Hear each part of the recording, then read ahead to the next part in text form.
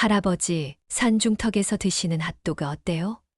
특별한 소스가 들어가서 다른 곳에서는 맛보지 못한 맛이랍니다. 드릴까요? 아, 네, 한 개 주세요. 2,500원이에요. 여기 있습니다. 자주 오시나 봐요. 처음 뵙는 것 같은데.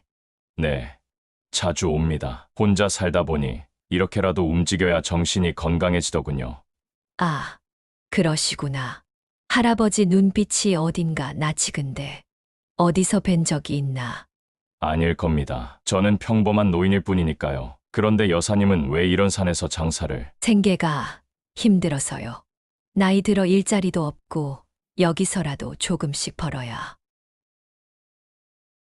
저는 68세에 은퇴한 중학교 국어 교사 최태연입니다. 아내와 사별한 지 3년, 외로운 노년을 달래기 위해 시작한 등산이 제 유일한 낙이 되었습니다. 특히 집에서 가까운 계룡산은 주 3회 이상 오르는 제 단골산이 되었습니다. 그날도 평소처럼 계룡산을 오르고 있었습니다. 아내가 떠난 후 같은 산길을 수백 번은 올랐을 겁니다. 그런데 그날은 평소와 달리 산 중턱의 작은 노점상이 눈에 들어왔습니다. 전에는 없던 자리였습니다. 간단한 간식과 음료를 파는 작은 가판대, 그리고 그 뒤에 서 있는 60대 초반으로 보이는 여성. 무심코 발걸음을 멈추었습니다. 여성의 얼굴에서 묘한 기시감이 느껴졌습니다. 어디서 본 듯한, 아주 오래전에 알았던 것 같은 느낌. 하지만 노년의 기억은 종종 착각을 일으키기도 하니까요. 그냥 지나칠까 했지만 무언가에 이끌리듯 가판대 앞에 섰습니다. 간단한 대화를 나눴습니다. 그녀는 자신을 김영자라고 소개했지만 그 목소리와 특히 눈빛에서 강한 친숙함이 느껴졌습니다. 어디서 봤는지 계속 머릿속을 맴돌았지만 확신할 수 없었습니다. 핫도그를 받아들고 조금 떨어진 벤치에 앉았습니다. 그녀를 흘끔흘끔 쳐다보며 기억을 더듬었습니다. 45년 전 첫 부임했던 중학교의 음악 선생님, 정미연. 그녀와 닮았을까요? 하지만 그 선생님의 성은 정이었고 이 여성은 김이라고 했으니 다른 사람일 겁니다. 그런데 할아버지, 혹시 선생님이셨나요? 갑자기 그녀가 제게 물었습니다. 제 심장이 한 번 크게 뛰었습니다. 네. 아, 네. 중학교 교사였습니다. 어떻게 아셨죠? 그냥 말투가 선생님 같아서요. 저도 예전에 학교에서 일한 적이 있어서 그 말에 더욱 궁금증이 커졌습니다. 학교에서 일했다고? 혹시 정말 그녀일까요? 하지만 왜 가명을 쓰는 걸까요? 몇 가지 질문을 더 해보고 싶었지만 다른 등산객들이 가판대에 다가오는 것을 보고 그녀는 곧 바쁘게 움직이기 시작했습니다. 등산객들이 커피를 마시고 다 떠난 후 나는 마음속에 남아있는 호기심을 지울 수가 없었습니다. 쑥스러웠지만 더 많은 얘기를 나누기 위해서 난 용기를 냈습니다. 그리고 평생 지울 수 없는 말을 던지고야 말았습니다.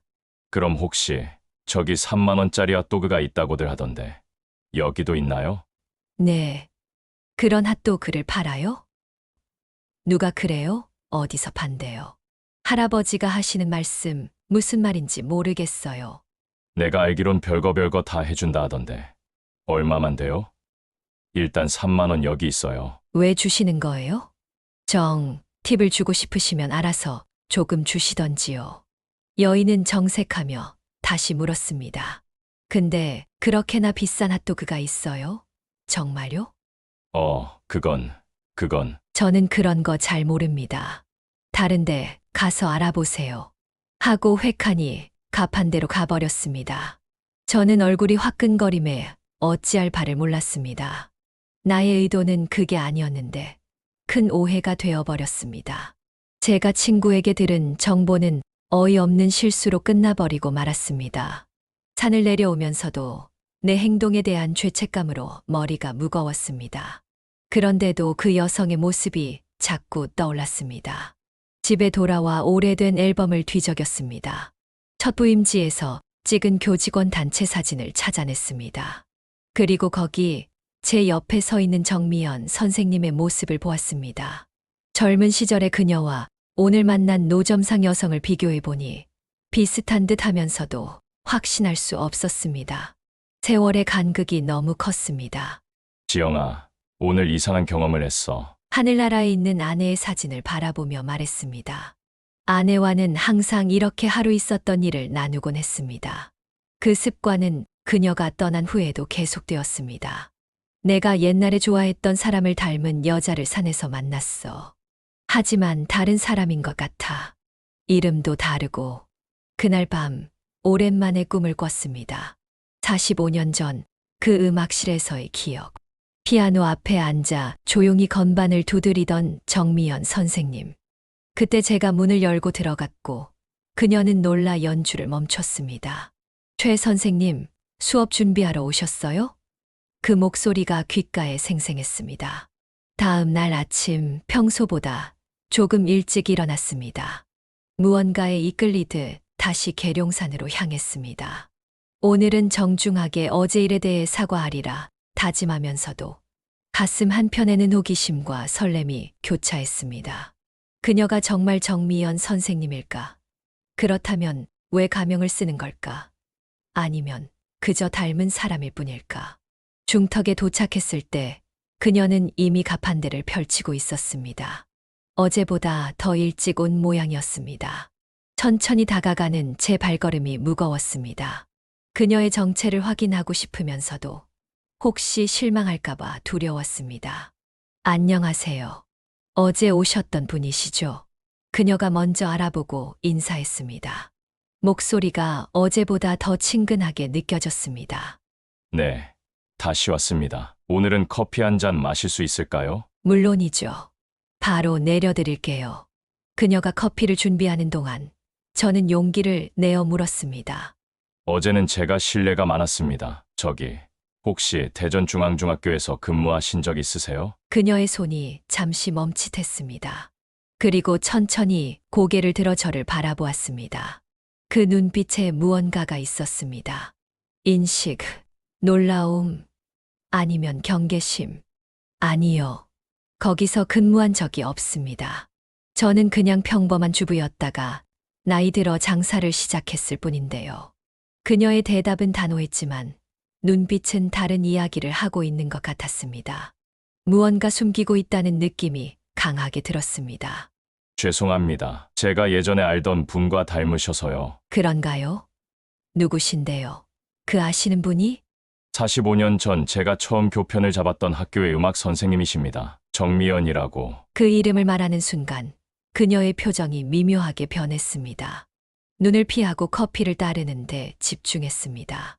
모르는 분이네요. 여기 커피 있습니다. 1,000원이에요. 대화는 그렇게 끝났습니다. 더 물어보고 싶었지만 그녀의 태도에서 더 이상의 질문은 원치 않는다는 것이 분명했습니다. 커피를 받아들고 평소처럼 산을 오르기 시작했지만 마음은 계속 그녀에게 머물러 있었습니다. 이 우연한 만남이 정말 우연일까요? 그녀가 정말 제 첫사랑이었던 정미연 선생님일까요? 그렇다면 왜 자신을 숨기는 걸까요? 45년이라는 세월 동안 그녀에게는 어떤 일이 있었던 걸까요? 수많은 질문들이 제 머릿속을 맴돌았습니다. 일주일이 지났습니다. 매일 계룡산을 오르면서 그 중턱의 가판대를 지나쳤지만 김영자 씨는 더 이상 보이지 않았습니다. 가판대는 그대로 있었지만 다른 여성이 운영하고 있었습니다. 처음에는 휴일이라 생각했는데 닷새가 지나도 그녀의 모습은 보이지 않았습니다. 저기, 김영자 씨는 어디 가셨나요? 누구요? 아, 이 자리 전에 있던 분이요. 그분은 더 이상 여기서 일하지 않아요. 제가 이 자리를 넘겨받았어요. 혹시 어디로 가셨는지 아세요? 글쎄요. 잘 모르겠네요. 그냥 갑자기 그만두셨다고만 들었어요. 가슴이 무거워졌습니다. 내가 그날 정미연 선생님 이야기를 꺼낸 것이 그녀를 도망치게 한 걸까요? 무언가 큰 비밀이 있는 것 같았습니다. 그녀를 다시 만날 수 있을까 하는 생각에 발걸음이 무거워졌습니다. 우연히 만난 첫사랑이 다시 사라진 것 같아 허탈했습니다. 집에 돌아와 예전 앨범을 다시 꺼내 보았습니다. 중앙중학교 교직원 사진 속 정미연 선생님. 확실히 그 산 중턱의 여성과 닮았습니다. 45년의 세월이 흘렀으니 완벽히 같을 수는 없지만 그 특유의 눈매와 미소는 같았습니다. 지영아, 내가 잘못한 걸까? 그냥 지나쳤어야 했나? 아내의 사진 앞에서 한숨을 쉬었습니다. 답답한 마음에 다음 날은 산에 가지 않았습니다. 그 대신 시내의 노인복지센터에 들렀습니다. 오랫동안 봉사활동을 해왔던 곳이었습니다. 책을 정리하고 아이들에게 동화를 읽어주는 일을 하며 마음을 달래려 했습니다. 태연 선생님, 오랜만이에요. 지난주엔 안 오셨더라고요. 복지센터 직원인 송주임이 반갑게 인사했습니다. 네. 좀 피곤해서. 오늘 뭐 도울 일 있나요? 마침 새로 오신 분이 계신데 도서관 정리를 도와주실 수 있을까요? 경험이 많으신 분 같은데 아직 업무 파악이 안 되셔서. 새로 오신 분이요? 복지센터 도서관으로 향했습니다. 책장 사이로 누군가의 뒷모습이 보였습니다. 60대 초반으로 보이는 여성이 책을 정리하고 있었습니다. 그 실루엣이 어딘가 익숙했습니다. 심장이 갑자기 빠르게 뛰기 시작했습니다. 저기, 새로 오신 분 맞으세요? 제가 도와드린다고. 그녀가 천천히 돌아섰습니다. 그 순간 우리 둘 다 놀라 말을 잊지 못했습니다. 김영자, 아니 정미연 선생님이었습니다. 최 선생님, 우리는 한동안 아무 말도 하지 못했습니다. 송주임이 불편한 기색을 느꼈는지 슬그머니 자리를 피했습니다. 여기서 뭐 하세요? 제가 먼저 입을 열었습니다. 저 봉사활동을 시작했어요. 산에서는 갑자기 왜? 그곳에 더 있을 수 없었어요. 침묵이 흘렀습니다. 그녀의 눈빛이 불안해 보였습니다. 선생님, 사실은 제가 말씀드릴 게 있어요.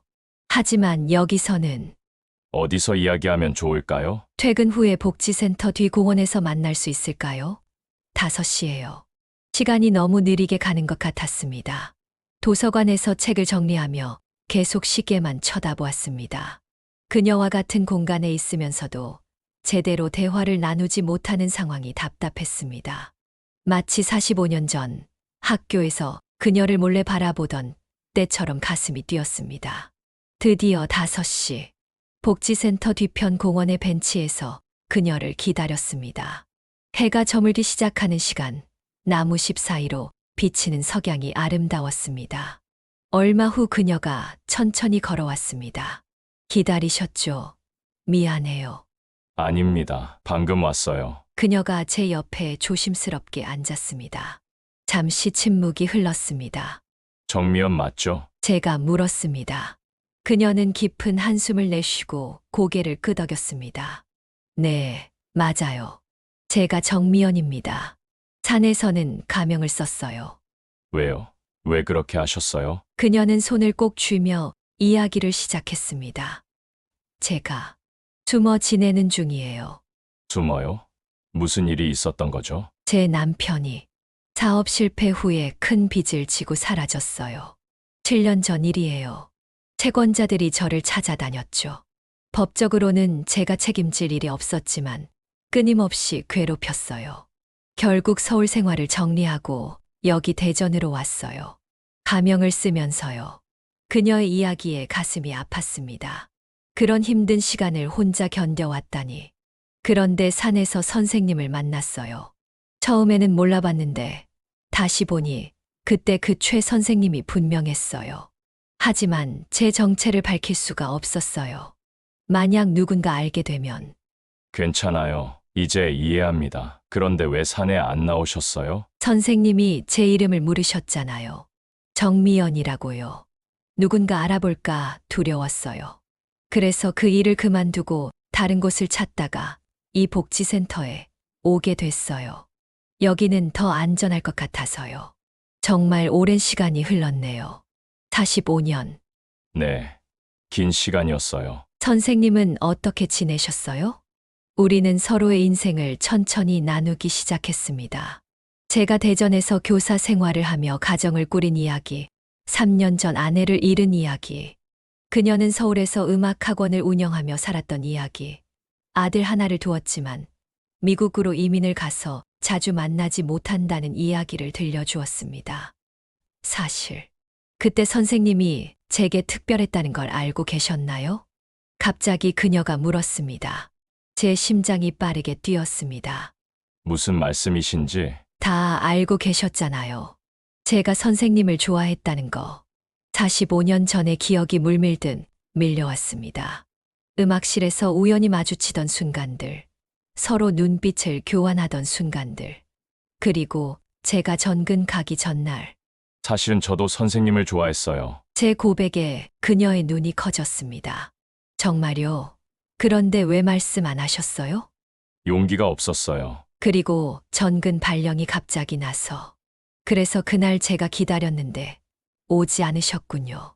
무슨 말씀이신지 제가 편지를 남겼잖아요. 음악실 피아노 위에 마지막 날 만나자고. 가슴이 철렁했습니다.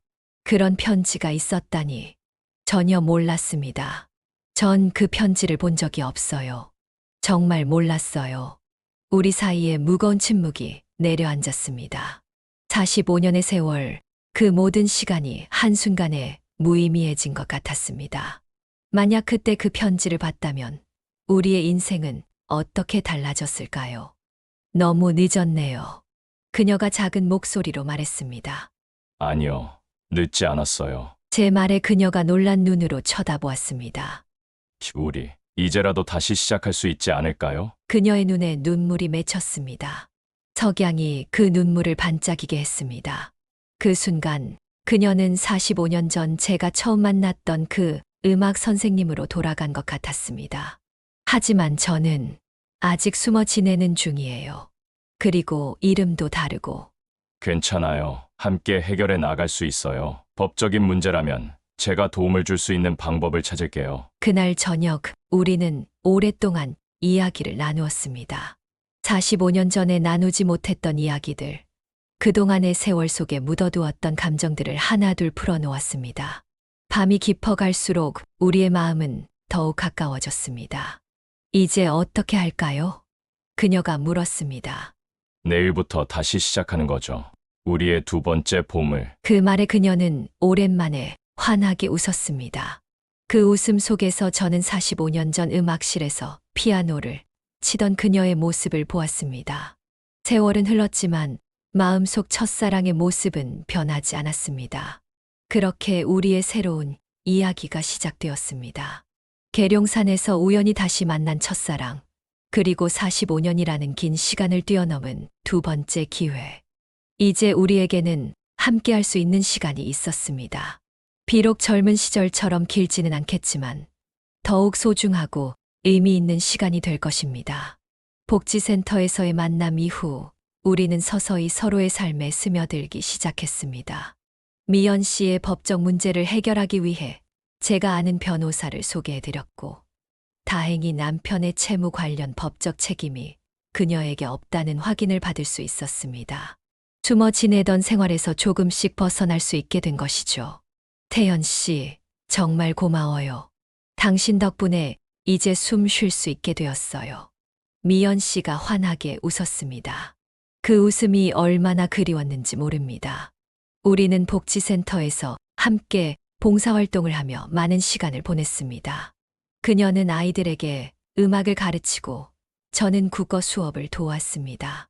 마치 45년 전으로 돌아간 듯한 느낌이었습니다. 다만 이번에는 서로의 마음을 알고 있다는 차이가 있었죠. 어느 날 미연 씨가 제안했습니다.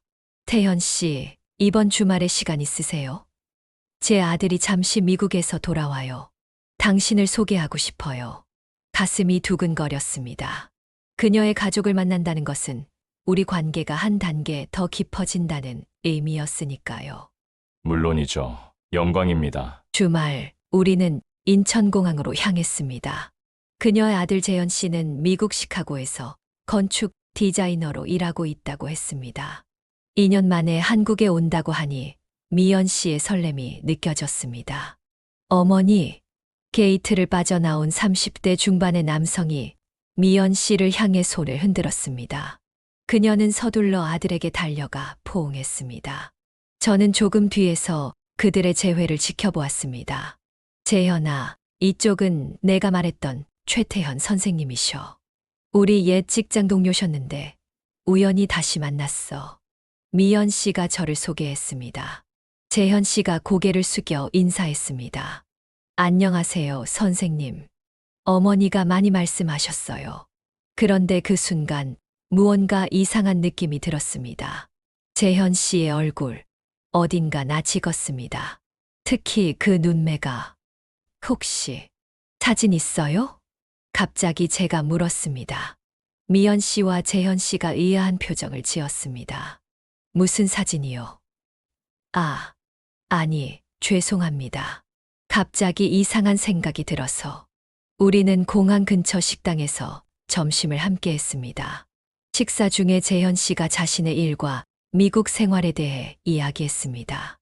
하지만 저는 계속 그의 얼굴을 유심히 살펴보았습니다. 어딘가 정말 낯익은 모습이었습니다. 집으로 돌아오는 길, 제 머릿속에 갑자기 한 생각이 스쳤습니다. 가슴이 쿵쾅거렸습니다. 설마, 그날 밤, 저는 오래된 앨범을 다시 꺼내보았습니다. 중앙중학교 시절 사진 말고 더 오래된 앨범을 찾았습니다. 군 제대 후 첫 번째 직장이었던 건설회사 시절의 사진들이 있는 앨범이었습니다. 그리고 거기서 찾았습니다.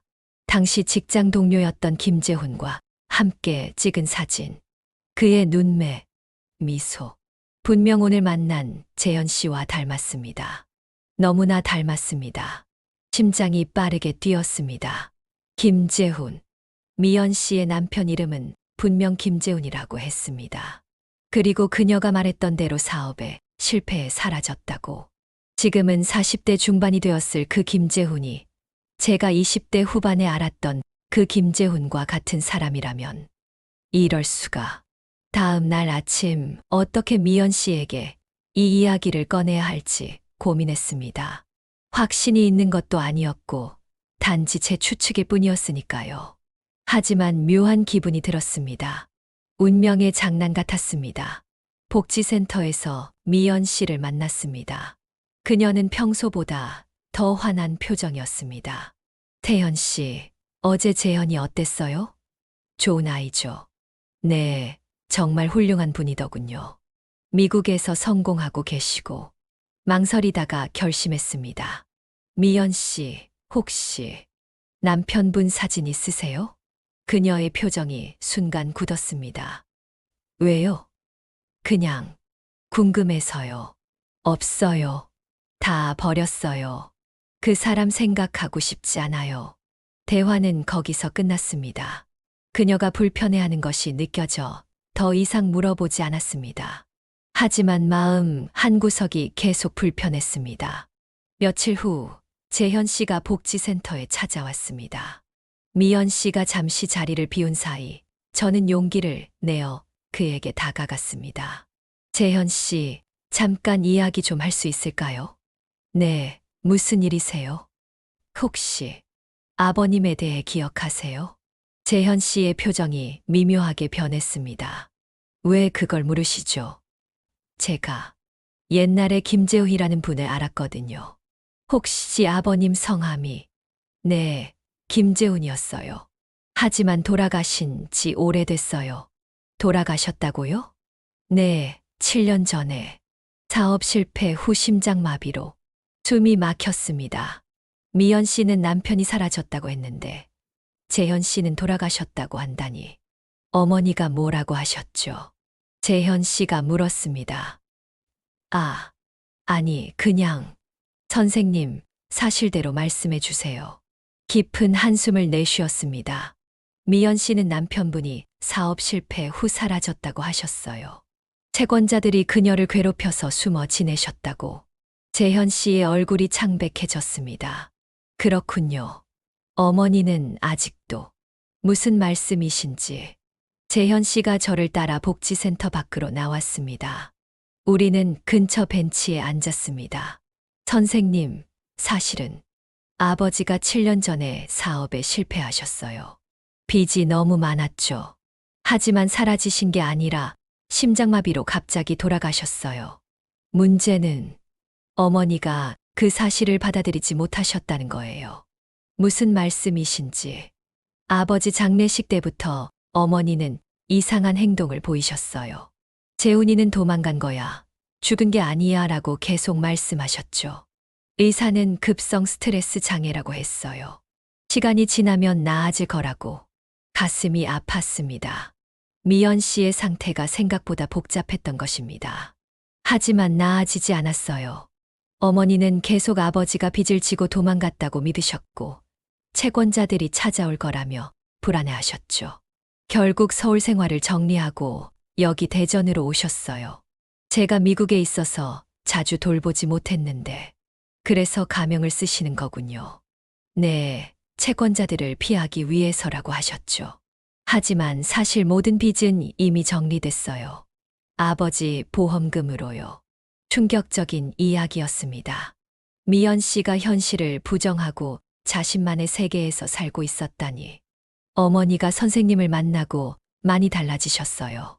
전화 통화에서 어머니 목소리가 밝아지셨거든요.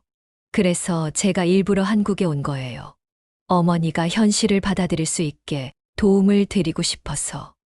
제가 어떻게 도울 수 있을까요? 지금처럼만 해주세요. 어머니에게 선생님은 특별한 존재인 것 같아요. 옛 추억도 있고, 어쩌면 선생님과 함께라면 어머니가 진실을 받아들일 수 있을지도 몰라요. 그날 이후 저는 미연 씨를 새로운 시선으로 바라보게 되었습니다. 그녀가 겪은 상처와 아픔이 얼마나 깊었을지 생각하니 가슴이 아팠습니다. 하지만 동시에 그녀를 더 많이 돕고 싶다는 마음이 커졌습니다. 재현 씨는 일주일 동안 한국에 머물다 다시 미국으로 돌아갔습니다. 떠나기 전 그는 저에게 간곡히 부탁했습니다. 선생님, 어머니를 잘 부탁드립니다. 제가 자주 오지 못해서. 그리고 어머니의 상태에 대해 직접 말씀드리지 마세요. 시간이 필요해요. 알겠습니다. 걱정 마세요. 미연 씨와의 관계는 더욱 깊어졌습니다. 우리는 함께 산책을 하고 영화를 보고 때로는 그녀의 작은 아파트에서 저녁을 함께 했습니다. 그녀가 피아노를 치며 노래하는 모습은 45년 전과 다르지 않았습니다. 다만 가끔 갑자기 불안해하는 모습을 보일 때면 제 마음이 무거워졌습니다. 태연 씨, 혹시 누가 나를 찾는다고 하면 모른다고 해주세요. 절대로. 네, 걱정 마세요. 아무도 미연 씨를 찾지 않을 거예요. 그녀를 안심시키면서도 언젠가는 그녀가 현실을 마주해야 한다는 것을 알고 있었습니다.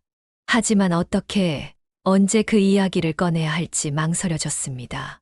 어느 날 저녁, 미연 씨의 아파트에서 함께 저녁을 먹은 후 제가 집에 가려고 할 때였습니다. 갑자기 그녀가 제 손을 잡았습니다.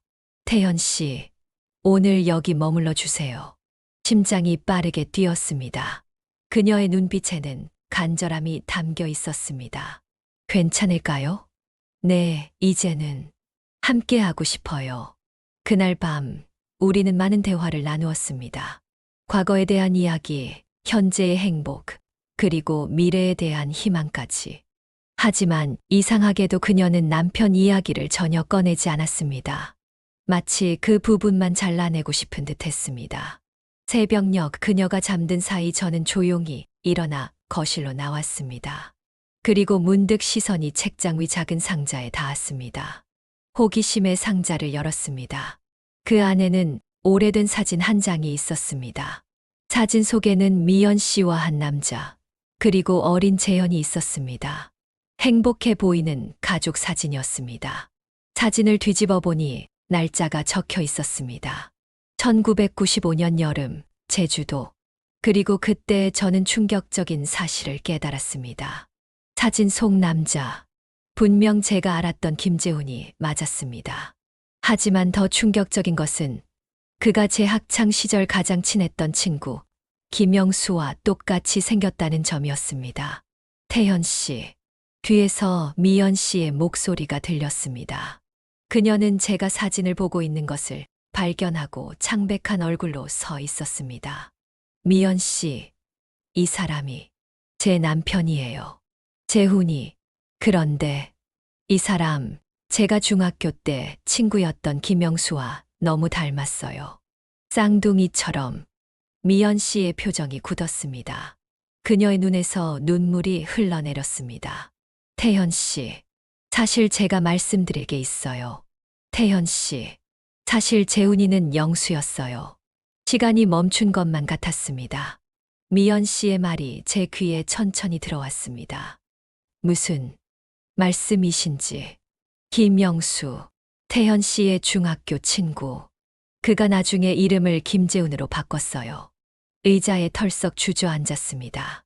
머릿속이 혼란스러웠습니다. 어떻게 제 첫사랑과 제 가장 친했던 친구가, 그리고 그들 사이에서 태어난 아들이, 왜, 어떻게. 미연 씨는 천천히 제 옆에 앉았습니다. 그녀의 눈에는 오랫동안 간직해 온 비밀을 털어놓는 듯한 결연함이 있었습니다. 태현 씨가 군대에 가고 난 후 영수가 찾아왔어요. 태현 씨의 소식을 전해주러 왔다고 했죠. 처음에는 그저 태현 씨의 친구로만 생각했어요. 하지만 시간이 지나면서 그녀는 깊은 한숨을 내쉬었습니다. 영수는 태현 씨와 달리 적극적이었어요. 매일 학교에 찾아와 저를 기다렸고 편지도 보내고, 태현 씨는 군대에서 한 번도 연락이 없었고 저는 외로웠어요. 가슴이 아팠습니다.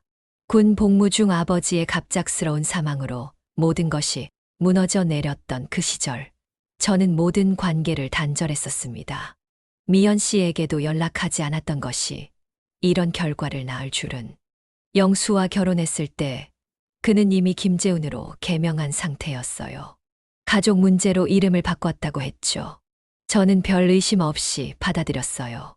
그런데 왜 이제야 말씀하시는 거죠? 미연 씨는 눈물을 훔쳤습니다. 태현 씨를 다시 만났을 때 너무 놀랐어요. 45년 만에. 그리고 태현 씨가 저를 알아봤을 때 두려웠어요. 만약 재훈이가 영수라는 것을 알게 된다면 배신감을 느낄까봐. 침묵이 흘렀습니다. 머릿속에서는 수많은 생각들이 교차했습니다. 영수, 제가 가장 신뢰했던 친구. 그리고 미연, 제 첫사랑. 그들이 결혼했다니. 그리고 재현이는, 네, 재현이는 영수의, 아니, 재훈이의 아들이에요. 그 말에 가슴이 더 아팠습니다. 만약 그때 제가 용기를 냈더라면, 미연 씨에게 마음을 표현했더라면, 그 아들은 제 아들이었을지도 모른다는 생각이 들었습니다. 재훈이는 정말 돌아가신 건가요? 미연 씨는 천천히 고개를 끄덕였습니다.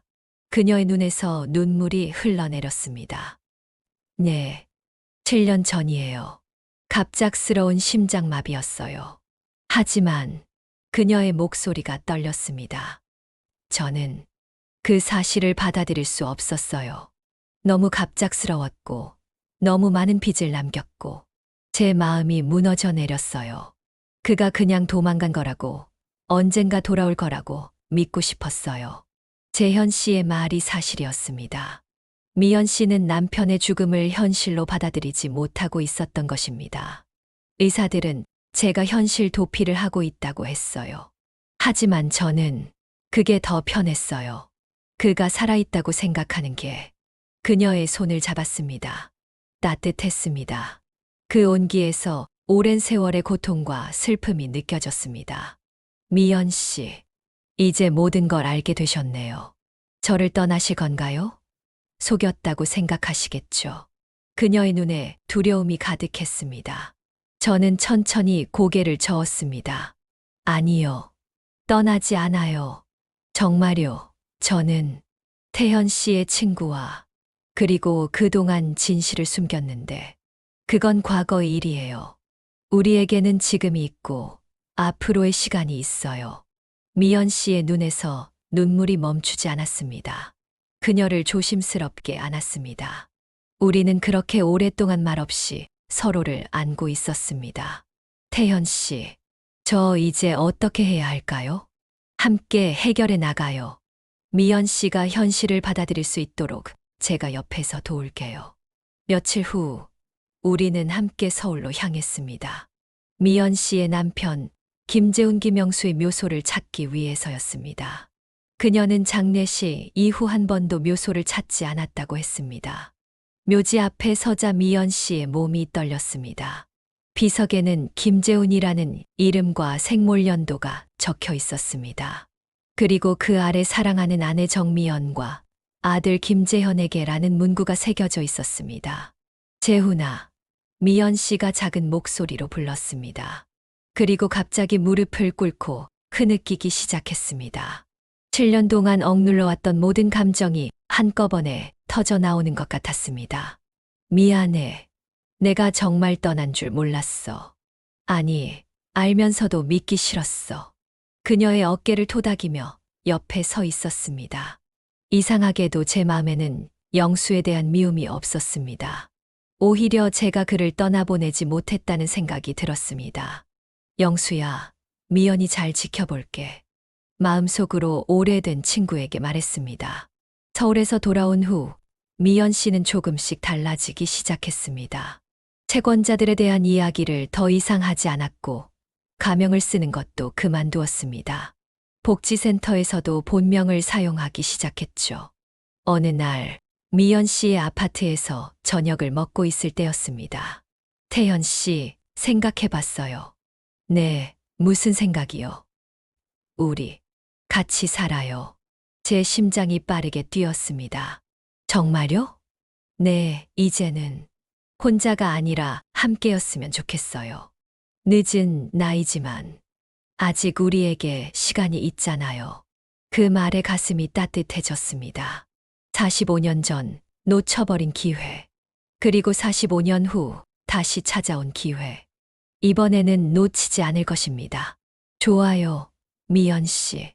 함께 살아요. 한 달 후, 미연 씨는 제 집으로 이사를 왔습니다. 두 사람의 물건을 정리하면서 우리는 수많은 추억과 이야기를 나누었습니다. 그리고 그 과정에서 미연 씨는 남편의 사진들을 하나둘 꺼내 벽에 걸었습니다. 더 이상 현실에서 도피하지 않고 과거를 받아들이는 모습이었습니다. 태연 씨, 이상하지 않아요? 태연 씨와 살면서 전 남편의 사진을 걸다니. 전혀요. 그는 미연 씨 인생의 중요한 부분이었고 재현 씨의 아버지니까요. 그리고 그는 제 가장 친한 친구이기도 했으니까요.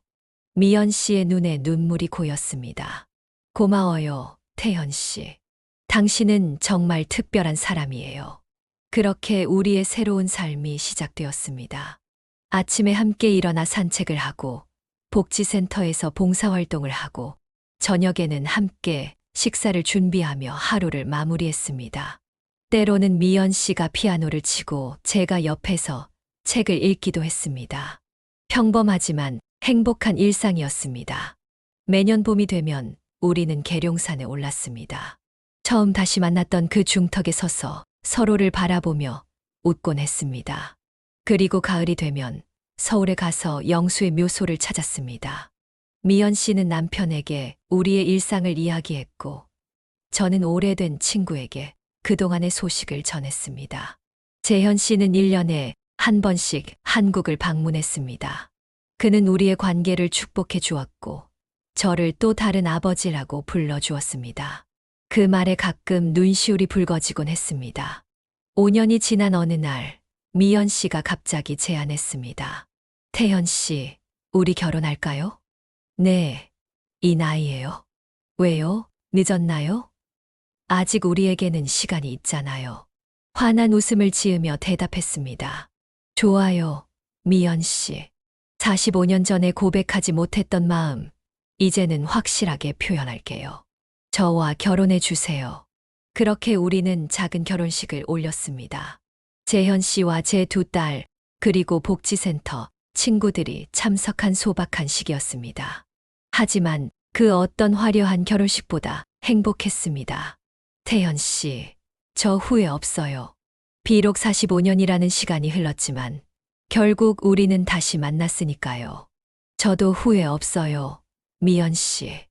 오히려 감사해요. 이렇게 인생의 마지막 장을 함께 쓸 수 있어서. 그녀의 손을 꼭 잡았습니다.